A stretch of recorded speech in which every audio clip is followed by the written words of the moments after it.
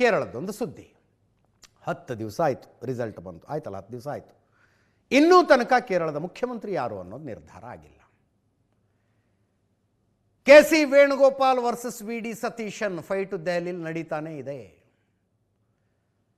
ಸೋನಿಯಾ ಗಾಂಧಿ ಅವರು ಹಾಸ್ಪಿಟಲಲ್ಲಿ ಅಡ್ಮಿಟ್ ಆಗಿದ್ದಾರೆ. ಅವರು ಡಿಸ್ಚಾರ್ಜ್ ಆಗಿ ಬರೋ ತನಕ ಅಂತಿಮ ನಿರ್ಧಾರ ಇಲ್ಲ ಅಂತ ಕೆಲವರು ಅಂದರು. ಇಲ್ಲ, ಇವತ್ತು ರಾತ್ರಿ ಅನೌನ್ಸ್ ಆಗಿಬಿಡುತ್ತೆ, ನೋಡ್ತಾ ಇರಿ ಅಂತ ಇನ್ನು ಕೆಲವರು ಹೇಳ್ತಾರೆ. ತಕ್ಕಡಿ ಭಾರ ಕೆ.ಸಿ. ವೇಣುಗೋಪಾಲನ್ ಪರವಾಗಿ ಜಾಸ್ತಿ ಆಗ್ತಾ ಇದೆ.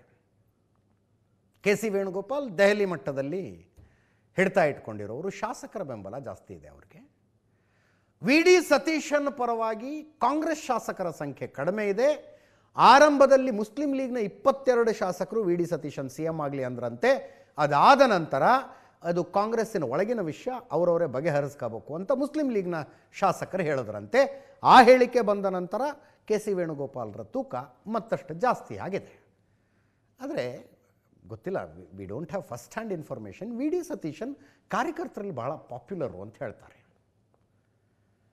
ಅಂದರೆ ಪಕ್ಷ ಸಂಘಟನೆಯ ಸಪೋರ್ಟ್ ಸತೀಶನ್ರಿಗೆ ಜಾಸ್ತಿ ಇದೆ, ಶಾಸಕರ ಸಪೋರ್ಟು ಕೆ.ಸಿ. ವೇಣುಗೋಪಾಲರಿಗೆ ಜಾಸ್ತಿ ಅಂತ.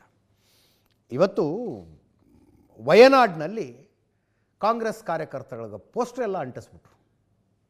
ವಿ.ಡಿ. ಸತೀಶನ್ಗೆ ಅನ್ಯಾಯ ಆಗ್ತಿದೆ, ಈ ಪೋಸ್ಟರ್ ವಾರ್ ನಡೀತಾನೇ ಇದೆ.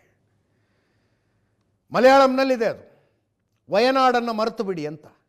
ವಯನಾಡು ಮತಕ್ಷೇತ್ರ ನಿಮ್ಮ ಪಾಲಿಗೆ ಮುಂದಿನ ಅಮೇಠಿ ಆಗಲಿದೆ, ಇಂಗ್ಲೀಷ್ನಲ್ಲಿದೆ, ಸಾರಿ ನೋಡಿ. ಅಲ್ಲಿ ರಾಹುಲ್ ಗಾಂಧಿ ಅವರು ಗೆದ್ದಿದ್ರು, 2 ಕ್ಷೇತ್ರದಲ್ಲಿ ಗೆದ್ದ ಕಾರಣಕ್ಕಾಗಿ ಅಮೇಥಿಯನ್ನು ಉಳಿಸ್ಕೊಂಡು ವಯನಾಡಿಗೆ ರಾಜೀನಾಮೆ ಕೊಟ್ಟರು. ವಯನಾಡಿಗೆ ಪ್ರಿಯಾಂಕಾ ಗಾಂಧಿ ಬಂದು ನಿಂತ್ಕೊಂಡು ಗೆದ್ದಿದ್ದಾರೆ.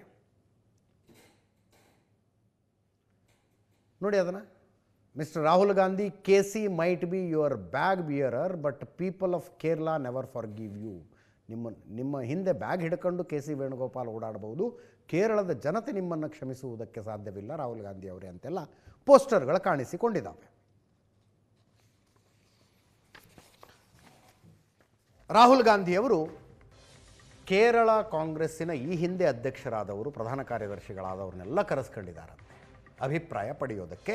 ಇವತ್ತು ರಾತ್ರಿ ಬೇಡ ನಾಳೆ ಬೆಳಗ್ಗೆ ಅನೌನ್ಸ್ ಆಗಬಹುದು. ಕೆ.ಸಿ. ವೇಣುಗೋಪಾಲ್ ಮುಖ್ಯಮಂತ್ರಿ ಆಗುವ ಸಾಧ್ಯತೆ ನಿಚ್ಚಳವಾಗಿದೆ ಅಂತಾರೆ.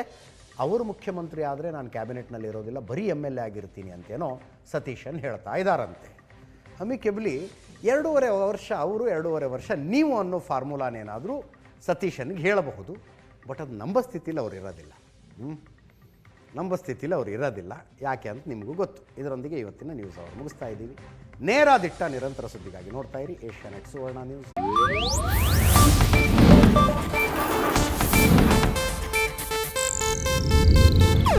ಇದು ಏಷ್ಯಾನೆಟ್ ನ್ಯೂಸ್ ನೆಟ್ವರ್ಕ್ ಪ್ರಸ್ತುತಿ.